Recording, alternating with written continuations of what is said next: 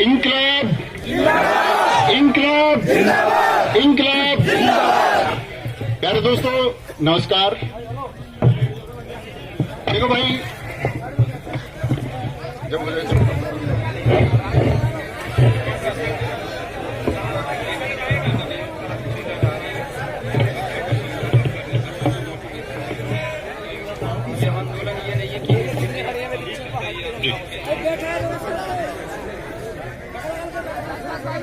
एक बार सारे साथी अपने दोनों हाथ उठा के बता देंगे कि मेरी आवाज पिछली पंक्ति तक भी पहुंच रही है।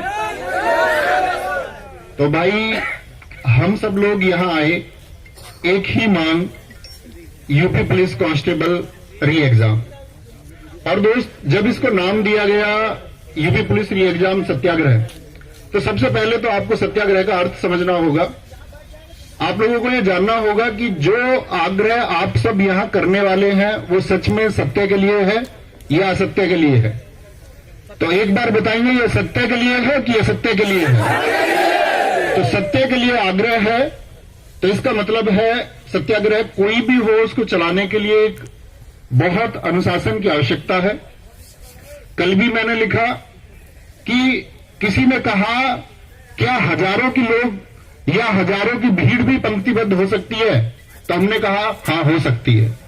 तो सबसे पहले तो इसका एक सर्वश्रेष्ठ नमूना हम यही दिखाएंगे कि अभी आपके सामने जो पहला छात्र बैठा हुआ है उसके पीछे सब पंक्तिबद्ध हो जाएंगे, पहले छात्र के पीछे, ताकि बीच में एक पंक्ति रहे कि आपको किसी को पीछे से निकल के आगे आना है तो वो आगे आ पाए, और आगे से निकल के किसी को पीछे जाना है तो वो जा पाए।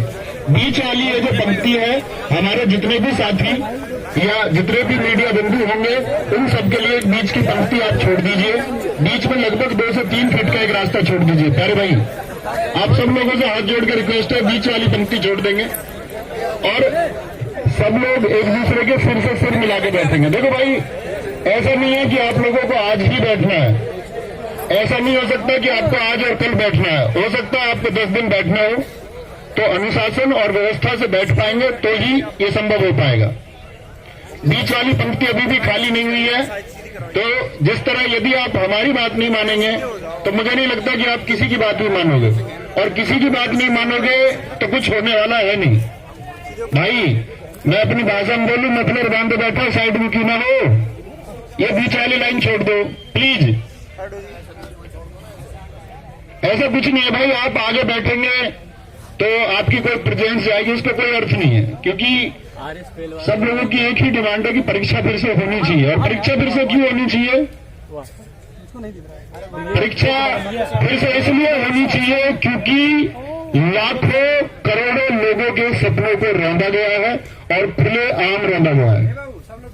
घंटे पहले परीक्षा देके, घंटे पहले प्रश्न पत्र देके उन सारे छात्रों को जिन्होंने 4 वर्षों तक निरंतर मेहनत की, ऐसे बहुत सारे छात्र उस रेस में उनसे आगे निकल गए जिनको 4 घंटे पहले पेपर मिल गया।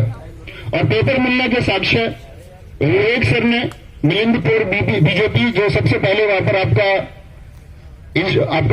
ट्विटर पर उन्होंने शेयर किया, विवेक सर ने सबसे पहले आप लोगों को इसके बारे में अपडेट किया। अरुण सर्वजनिक उन्होंने अपने टेलीग्राम पर अपडेट किया।